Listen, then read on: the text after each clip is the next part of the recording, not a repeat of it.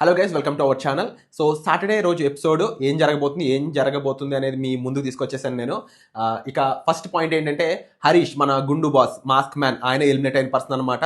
So ఇది ఒక surprise, వెంటనే రివీల్ చేసేసాము. ఇక నెక్స్ట్ వచ్చేసి ఏంటంటే, ఈసారి నాగార్జున గారు ఫైర్ అయ్యారు ఇద్దరి మీద, ముఖ్యంగా తనూజ అండ్ సంజన మీద. వీళ్ళిద్దరు కూడా చాలా ఓవర్ యాక్షన్ చేస్తున్నారు అనే దాని మీద ఫైర్ అయ్యారని తెలుస్తూ ఉంది. ఇంతేకాకుండా నెక్స్ట్ అప్డేట్ ఏంటి అంటే, కళ్యాణ్ అండ్ ఇమ్రాన్యల్ అయితే మాత్రం చాలా బాగా అప్రిషియేట్ చేశారంట, డ్యూ టు కంటెండర్స్ టాస్క్లో వాళ్ళ పర్ఫార్మెన్స్ అయి ఉండొచ్చు.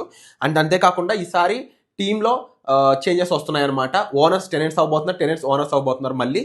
అయితే ఇదే కాకుండా మనకి ఇక్కడ వీళ్ళని గోల్డ్, సిల్వర్, బ్లాక్ ఇలా డివైడ్ చేశారు టీమ్స్ కింద అని కూడా తెలుస్తూ ఉంది ఒక టాస్క్ సంబంధించి.